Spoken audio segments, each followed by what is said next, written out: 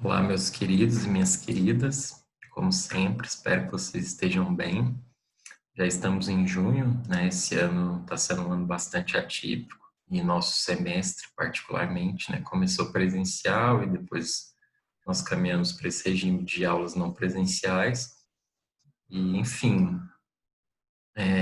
a partir disso, justamente, eu gostaria de propor com vocês hoje uma reflexão sobre a pandemia, né? Sobre o coronavírus. Pensando do ponto de vista que a pandemia ela transformou todas as nossas relações, né, nossas relações sociais, nossas relações consigo mesmo. A pandemia transformou a nossa forma de trabalhar, a nossa forma de ensinar, de se educar. Eu estou propondo hoje, como objeto da nossa aula, uma reflexão sobre a pandemia, né? Então, uma vez que a psicologia pensa, né, a subjetividade humana, pensa as relações entre os sujeitos, a relação do sujeito com a sua cultura, com a sua sociedade, acho que uma reflexão sobre a pandemia, ela traz uma boa perspectiva, né? Ela cabe muito bem na nossa disciplina. Eu imagino que vocês estejam um pouco cansados de informação sobre a pandemia, afinal a gente liga o jornal, a gente liga o rádio e só se ouve falar de coronavírus, né? Mas hoje eu quero propor uma reflexão um pouco diferente, né? Pensando na epidemia como um processo mesmo, não só como uma doença em si, como uma catástrofe, né? Pensando em processo, pensando em todas as transformações que ela pode trazer para nós enquanto sujeito e enquanto sociedade. Vamos lá, então, vou abrir os slides aqui.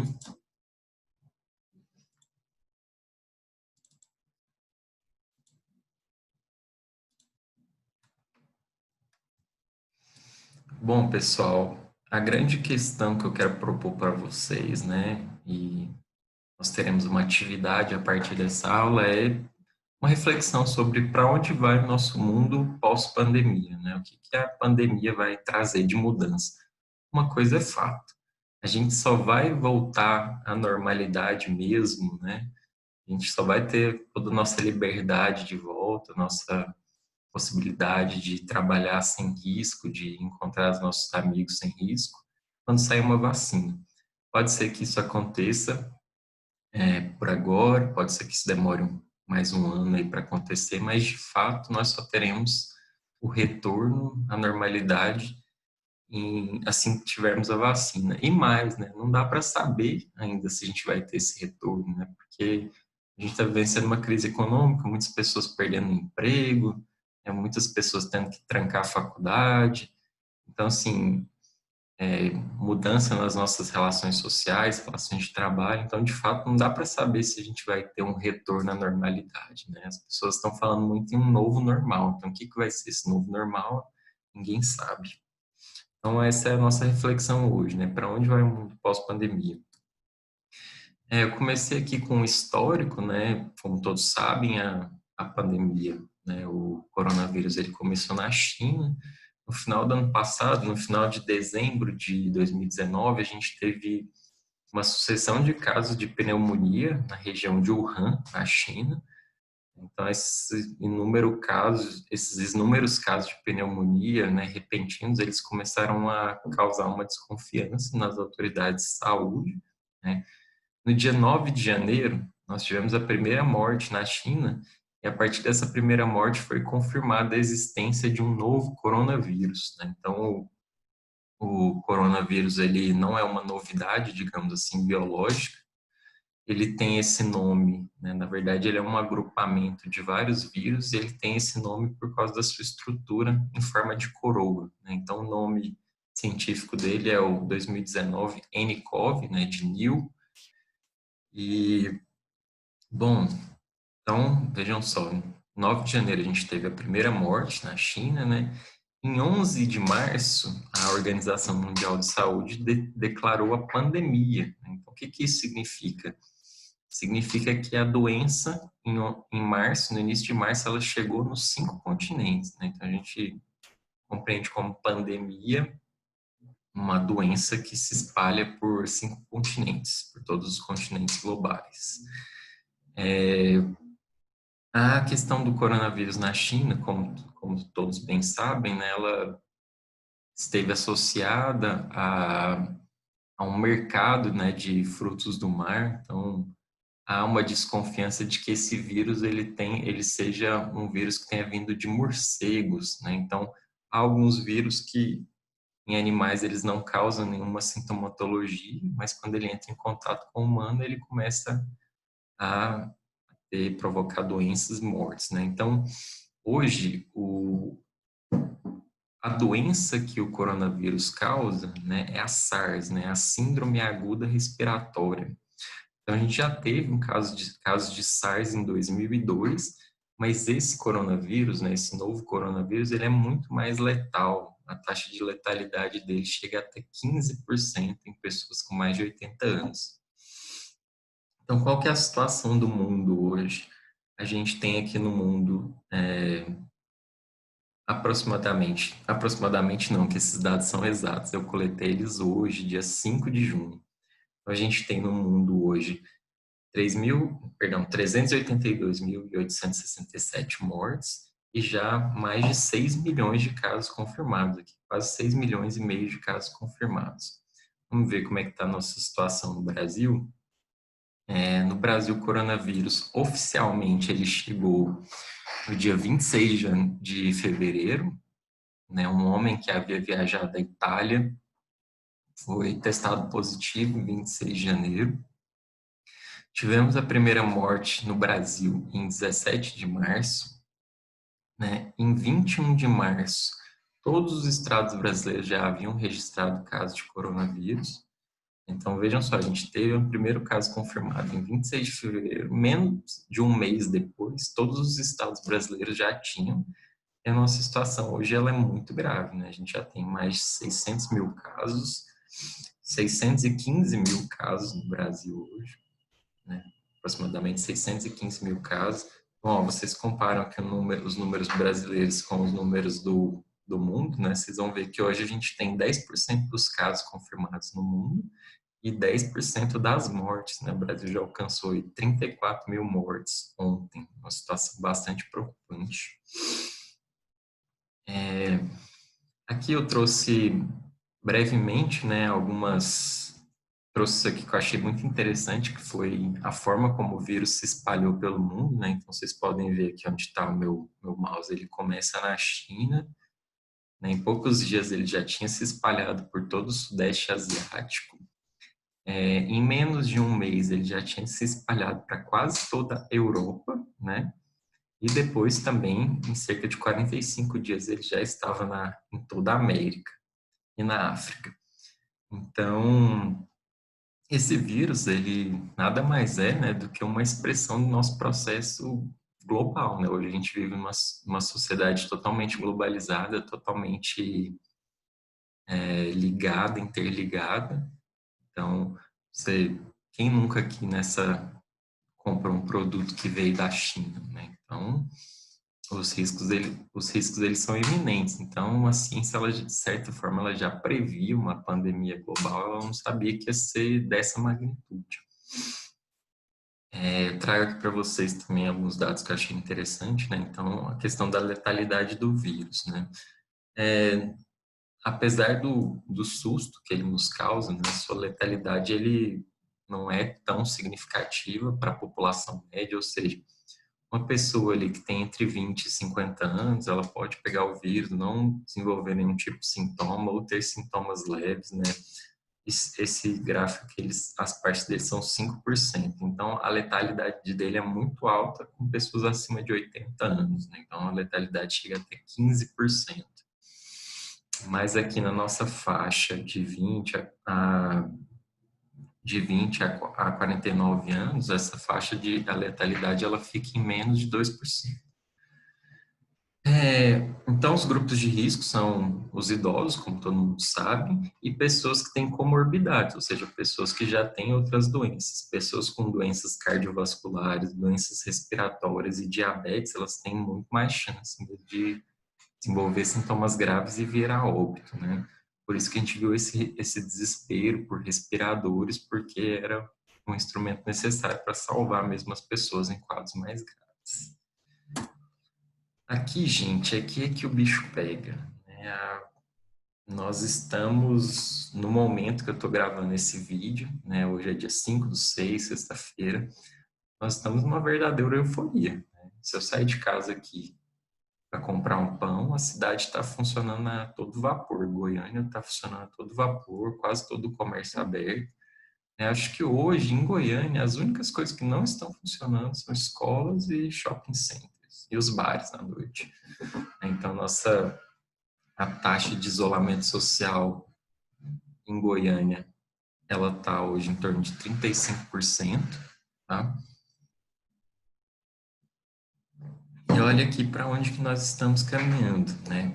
O Brasil, ele teve ontem, né? Vejam só que esses dados são de ontem, dia 4/6. O Brasil teve ontem 1.473 mortes. 1.400 pessoas morreram no Brasil ontem, né? Então, coloquei até aqui embaixo essa comparação, né? O que significa isso? 1.400 pessoas morrendo, né? Significa mais ou menos 7 aviões, né? Eu peguei aqui um dado do último grande acidente aéreo envolvendo brasileiros, né, que foi um avião que saiu do Rio de Janeiro para a França em 2009, matou 228 pessoas. Então, vejam, ontem morreram um número correspondente a 7 aviões, né, como se 7 aviões caíram. Por que eu peguei esse exemplo? Porque a gente sempre se comove, né, quando a gente pensa em uma queda de avião. Uma queda de um avião é sempre uma notícia que nos comove muito, né? Então, só ontem, como se tivesse caído 7 aviões. Né? E nós não estamos vendo essa comoção, né? A gente não está tendo a segurança adequada. Outro aqui, o avião do time, né, da Chapecoense, que caiu em 2017, ele matou 71 pessoas, né? Então, vejam só, ontem morreram 1.400 pessoas, significa que é como se tivessem caído 20 aviões da Chapecoense. Então, esses dados eles são muito sérios. E aí eu trouxe um comparativo aqui, né, entre os casos. A China, que foi onde surgiu a pandemia, ela teve 83 mil casos de coronavírus e menos de 5 mil mortos, né? Então, a China é um país que tem 1,3 bilhão de habitantes e ela teve 83 mil casos só e menos de 5 mil mortes. Os Estados Unidos, né, que é considerada a grande potência global, a maior economia do mundo, está caminhando para 2 milhões de casos e mais de 100 mortos. E, ou seja, se a gente comparar esses dados, né, dos Estados Unidos, Brasil e China, a gente vai ver que a gente não fez a nossa lição de casa. A gente não fez o básico, que era proteger a população, né, que era evitar mortes. A gente são 100 mil mortes nos Estados Unidos, né, são 34 mil mortes no Brasil.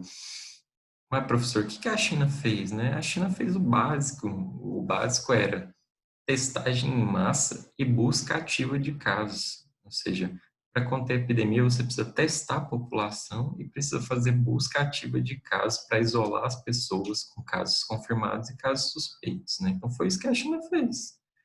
Na cidade de Wuhan, onde surgiu a pandemia, começou-se a especular sobre uma segunda onda de coronavírus. O que eles fizeram? Eles testaram a população inteira. Testaram 11 milhões de pessoas em Wuhan e viram que tinham 300 casos, pessoas assintomáticas. O que eles fizeram? Isolaram essas pessoas.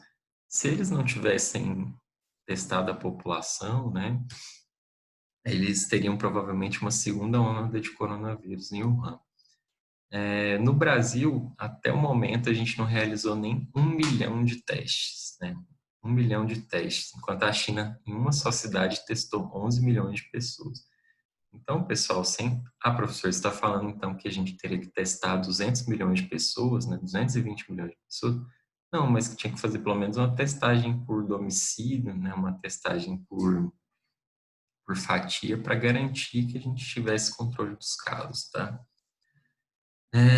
Bom, passando essa parte aqui, uma parte mais técnica, vamos dizer assim, mais quantitativa, e agora vamos para o real da pandemia, né, que é o que eu, de fato, gostaria de discutir com vocês. Bom, no dia 16 de março, nós tivemos as primeiras medidas de isolamento social, né? Nós tivemos a determinação aí de suspensão de aulas, fechamento do comércio, fechamento de bares e restaurantes, né? Fechamento de shopping, cinema, né? Agora, há dois tipos de isolamento social, né, gente? Eu trouxe essas fotos aqui que elas são muito significativas. Então, há uma forma de isolamento social, que é você na sua casa, tranquilo, com sua família, né, esperando ali o tempo passar, ansioso, com tédio. E há o isolamento social que grande parte dos brasileiros enfrenta, né, que é um isolamento numa casa sem estrutura, sem conforto, né, sem alimentação adequada. Olha que significativo esses dados, né? Uma das principais medidas de prevenção ao coronavírus, né, que vocês já viram muito aí na televisão, é lavar as mãos. Lavar as mãos é o básico. Agora, como que a gente vai cobrar isso, sendo que 31 milhões de brasileiros vivem sem água encanada, né? 31 milhões de brasileiros não têm água potável encanada em casa. Como é que você vai exigir das pessoas lavem as mãos? Outro dado que eu trouxe, mais de 11 milhões de brasileiros moram em casas superlotadas. O que que significa isso? É com mais de 3 pessoas por cômodo. Então, como que você faz isolamento social numa casa onde vivem mais de 3 pessoas em um único cômodo, né?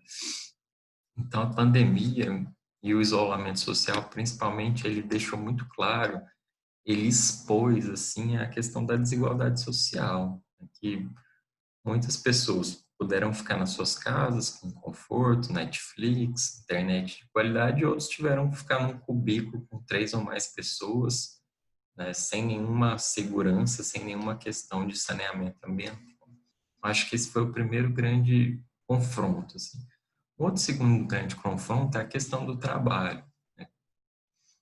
Para mim, para a maioria dos meus colegas, dos colegas professores da Fuciano, né, nós somos de classe média, a gente aguenta ali 1, 2 meses sem trabalhar, você fica 2, 3 meses, você passa aperto, passa, né? Tem que cortar o supérfluo, sim.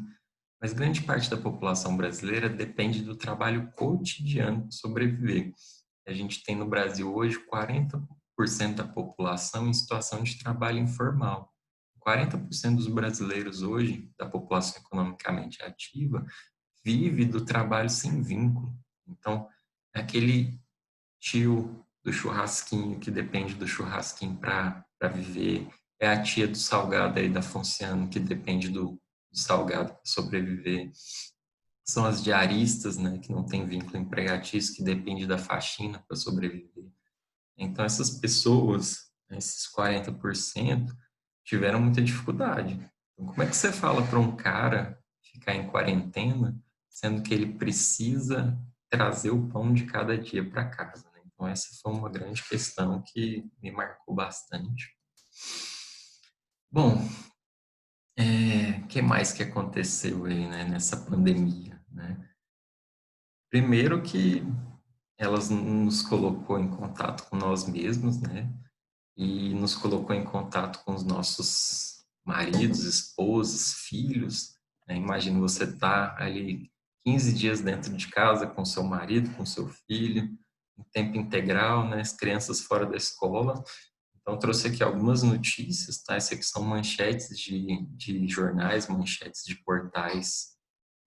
Então, ó, cresce o número de separações e divórcios durante a pandemia. Então, uma das primeiras consequências que foi avaliada aí, né, foi o crescimento do número de separação, crescem denúncias de violência doméstica durante a pandemia, casos de feminicídio crescem 22% em 12 estados durante a pandemia. Então, a primeira coisa que apareceu assim, de forma muito forte foi crise no casamento, violência doméstica, feminicídio, né? São situações que já aconteciam ali no cotidiano, elas se tornaram, foram potencializadas, elas se tornaram mais explícitas mesmo, né? Afinal, a convivência com o outro e a convivência com nós mesmos é sempre um grande desafio. casos de estresse, ansiedade e depressão disparam em meio à pandemia. Então, outra consequência que a gente está verificando é que as pessoas se tornaram mais estressadas, mais ansiosas, né? Os casos de depressão se tornaram mais materiais, mais crônicos, vamos dizer assim. Então, você imagina, né? Uma pessoa que já tem uma sintomatologia, já tem alguma algum uma incorrência de uma doença mental, ela é colocada numa situação de isolamento, numa situação de medo, insegurança. A gente, até poucos meses atrás, a gente não conhecia muito bem esse vírus, a gente não conhecia a sua letalidade, a gente não sabia o risco real que nós estávamos correndo, né? Na verdade, muitas pessoas ainda desconhecem e, enfim, esses casos de doenças psiquiátricas, eles estão explodindo durante a pandemia.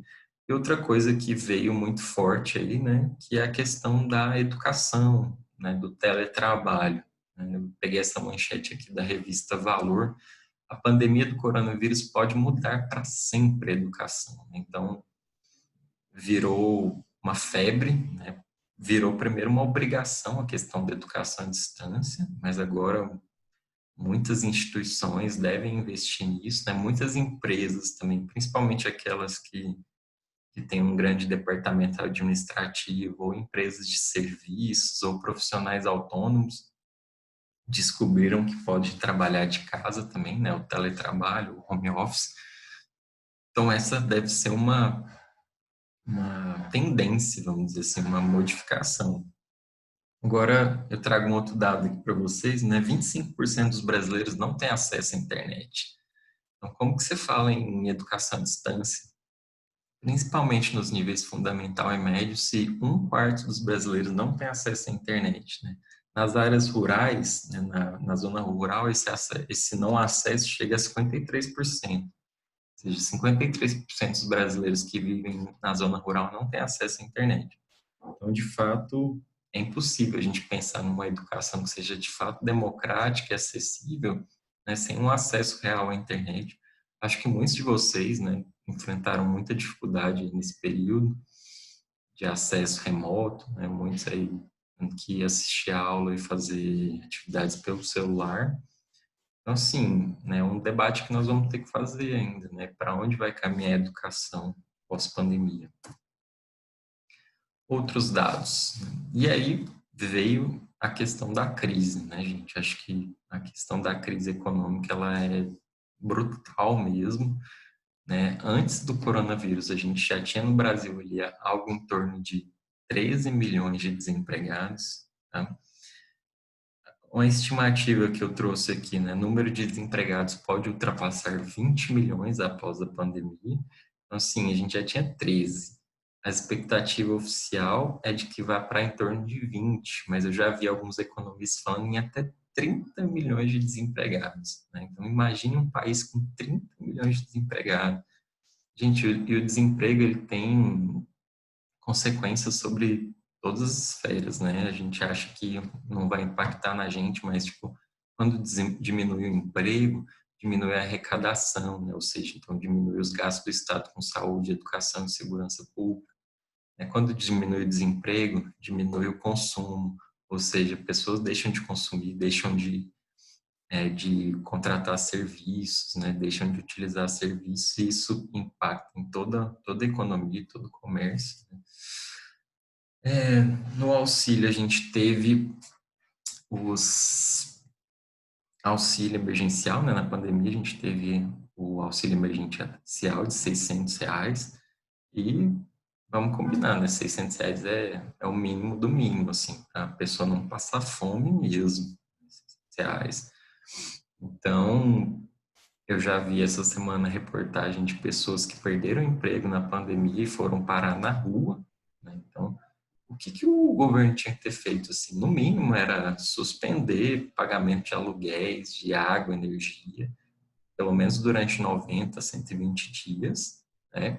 E proibir as indústrias de demitirem, porque salvar empregos é salvar a economia, né? Então, com a pandemia, a produção industrial tem tombo recorde de 18 0,8%. Então, ou seja, isso aqui é dado de agora, de abril de 2020, a indústria brasileira ela teve uma retração de mais ou menos 20%. O coronavírus derruba a bolsa de valores e empresas perdem 220 bilhões, perdão, 260 bilhões, ou seja, o coronavírus ele derrubou a bolsa de valores no mundo inteiro. A pandemia vai aumentar pobreza, desemprego e falência de empresas, de secretário. A crise econômica faz milhares de alunos migrarem da rede privada para a pública. Fala, nossa, professor, mas o senhor está muito pessimista, não vamos pensar assim, né? Não, gente, eu não estou pessimista, estou trazendo os dados que estão aparecendo, né? Infelizmente, muitas pessoas já estão perdendo os empregos, muitas pequenas e médias empresas já estão decretando falência. Acabou que foi o próprio governo, ele contribuiu muito para colocar uma dualidade assim, entre salvar vidas e salvar empregos, né? Ou a gente libera o comércio, salva as empresas, salva o CNPJ, ou a gente deixa pessoas em casa e salva vidas. Essa dualidade não existe. Dualidade não existe. É o que o governo tinha que ter feito é criar linhas de financiamento, ter protegido os empregos, garantir uma renda básica universal, né, para que a gente pudesse ficar em casa com segurança, que a gente não fosse obrigado a sair de casa para ganhar o pão de cada dia. Suspender as contas, como eu falei, suspender conta, aluguel, conta de luz, e agora injetar dinheiro na economia mesmo, para a economia voltar a funcionar. Infelizmente, a gente já está em junho, o comércio está todo aberto e a nossa curva continua crescendo, né? Ontem o Brasil bateu o recorde de mortes. Então, eu não sei, né, o que de fato vai acontecer. Nós temos aí em Trindade a festa Divino Pai Eterno, que ela foi suspensa esse ano. Então, esse ano não vai ter festa agropecuária, São João. Eu estava vendo uma notícia ali agora há pouco, né, que o São João no Nordeste, ele movimenta mais de 300 milhões, né, gera milhares de empregos diretos e indiretos. Então, ao mesmo tempo que a gente é privado das nossas tradições culturais, né, a festa de Trindade, a gente também tem as consequências econômicas disso. Para finalizar aqui, pessoal, eu quero deixar para vocês essa pergunta, né? Para onde que a gente vai caminhar? Para onde caminha o Brasil e o mundo pós-pandemia? Então, eu trouxe aqui duas cenas que eu achei muito marcantes, assim, as cenas mais impactantes para mim durante essa pandemia. Do lado esquerdo aqui tem uma cena do cemitério de Manaus, né, onde pelo grande número de óbitos, nós tivemos que enterrar as pessoas em valas comuns. Né? Então, pessoas foram enterradas. Deu uma travadinha aí, desculpa. Bom, então, do lado esquerdo a gente tem essa cena, como eu falei para vocês, né, de Manaus, onde as pessoas foram enterradas em valas comuns. Né? A gente não podia nos despedir das pessoas queridas, então, além de perderem entes queridos, a gente não podia fazer velório, que faz parte do nosso ritual, da nossa cultura, não podia abraçar as pessoas, enfim. E aqui do lado direito tem uma cena de um hospital na China que foi construído em 10 dias. Então, eu trouxe essas duas figuras para mostrar que a pandemia ela trouxe o nosso melhor e o nosso pior. A pandemia ela colocou em voga assim o melhor do ser humano, o melhor da sociedade e ao mesmo tempo o pior também. O que foi o pior, né? Pessoas morrendo, pessoas desrespeitando o isolamento social, né? Quando a gente desrespeita o isolamento, quando a gente sai na rua de máscara, você não está apenas arriscando a sua própria vida, você está arriscando a vida do outro também. Então, demonstra o egoísmo. A gente teve muitas notícias falsas, né? Pessoas dizendo que caixões estavam sendo enterrados vazios para inflar o número de mortos, né? O que não é verdade. E, por outro lado, a gente tem o melhor do ser humano, né? A pandemia demonstrou a nossa capacidade de ser solidário, né? Pessoas se mobilizando para ajudar os idosos que não podiam sair para ir ao supermercado, pessoas fazendo vaquinha, cesta básica para distribuir nas comunidades mais pobres, né? Entramos em contato com a importância de saúde pública, né, do SUS. Entramos em contato também com a importância da ciência. Vocês verem a UFG, a Universidade Federal de Goiás, desenvolveu um teste de coronavírus que fica pronto em 2 horas, né, e que tem um custo muito baixo. Tem esse caso aqui do hospital que eu falei que foi construído em 11 dias, né? Então, a ciência e a tecnologia sendo mobilizados a favor da vida. Então, vejo que a gente tem um cenário muito dual. A gente tem um cenário que nos oferece experiências para pensar sobre pandemia, sobre os rumos da sociedade. E temos um cenário também de morte, de dor, de fake news, né, de falta de solidariedade, falta de consciência. Então, o recado que eu quero deixar para vocês é esse, tá? Espero que tenha trazido boas reflexões. E eu vou querer de vocês depois um texto falando sobre a sua vivência, né? Como foi seu período de isolamento, de pandemia, como que está agora no trabalho, como que você acredita que vai ser os próximos meses, os próximos anos, tá bom? Um abraço forte para todos e um bom final de semana.